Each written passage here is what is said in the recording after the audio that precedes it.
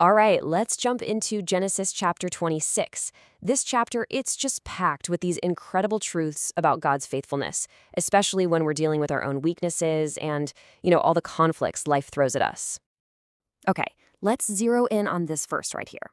This promise, it's everything. It's the anchor for the whole chapter.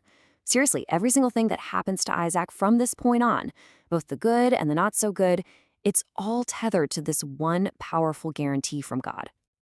So, the story kicks off with a massive challenge. A severe famine hits the land. And if that sounds familiar, it should. It's pretty much the exact same test his father, Abraham, went through. You can just feel the tension, right? This is going to be a major test of Isaac's faith.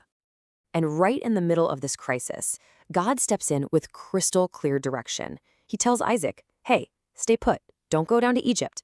Now, you got to remember, Egypt was like the world's superpower back then. It represented safety and provision, but God's saying, trust me, not them. Stay right here. And what's so amazing is that he doesn't just give a command. He wraps it up in that huge world-changing promise he'd already made to his father Abraham. So you'd think after hearing directly from God like that, Isaac would be unshakable, right? Well, what happens next is just so human. Despite that incredible promise, fear creeps in almost immediately, and it causes him to stumble into the exact same trap his father fell into. And look at this. It is just uncanny. We're not talking about a similar mistake. It's the same lie about his wife being his sister told in the very same town of Gerar where his dad did it. It's a wild reminder of how generational patterns and our own fears can be. But you know what? It also just perfectly sets the stage for God to show that his grace is even more reliable than our failures. And this is the part that just gets me every time. Isaac messed up. He let fear take over. But did God's promise to protect him fail? Not for a second. God's faithfulness was bigger than Isaac's fear. He stepped in and protected both Isaac and Rebekah, proving his word is true even when we're not. Okay, so after that shaky start, we start to see God's promise of blessing really kick in. And I mean in a huge way. But here's the paradox, the twist in the story. This blessing from God doesn't make everything easy and peaceful. In fact, it's just the opposite.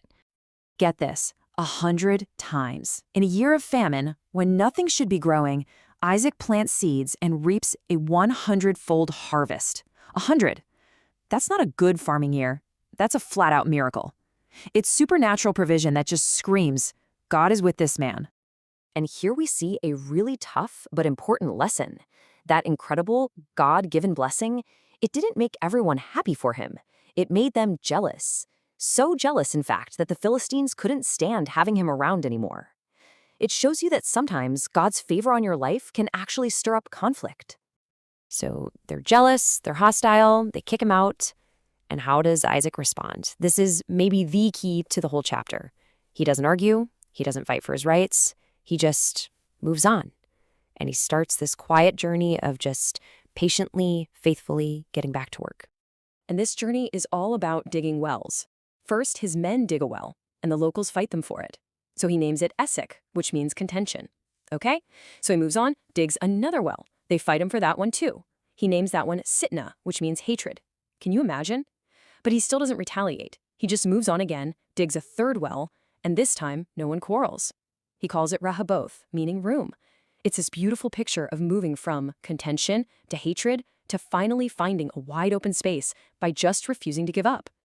And listen to what he says when he finally gets that breathing room. He doesn't pat himself on the back for being so patient. Nope. He says, "For now the Lord hath made room for us." He gives all the credit right back to God. He knew that peace wasn't something he earned, it was something God gave. All right, this is where the story hits its peak. All of Isaac's quiet faithfulness, all that digging and refusing to fight, it's about to get a huge public thumbs up.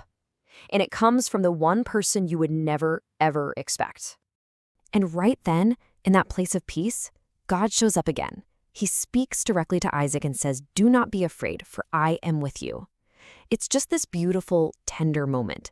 After all that struggle, God personally reaffirms his presence and his promise. Just what Isaac needed to hear. And then, get this, Abimelech, the king whose people drove him out, he comes to Isaac wanting a peace treaty. And why? Listen to his reason. We saw plainly that the Lord was with you. Wow. That's the ultimate testimony, isn't it? Not Isaac's wealth, not his strength, but the undeniable fact that even his enemies could see God's hand on his life. And so that place gets a name that sticks. Beersheba, the well of the oath. It becomes this permanent landmark, not of a military victory, but of a peace treaty that happened because God's favor was just too obvious to ignore. So, as we pull it all together, what are the big takeaways from this incredible story? Well, first, God's promises are way more powerful than our fears. Second, his blessing doesn't mean life gets easy. It might even get harder. Third, the path to peace is through perseverance, not fighting back. And finally, maybe the most powerful thing is when your life becomes living proof to others that God is faithful. And that really leaves us with a question to think about, doesn't it? What are the wells in our own lives? You know, the places where we're facing strife and opposition, but we know God has made a promise.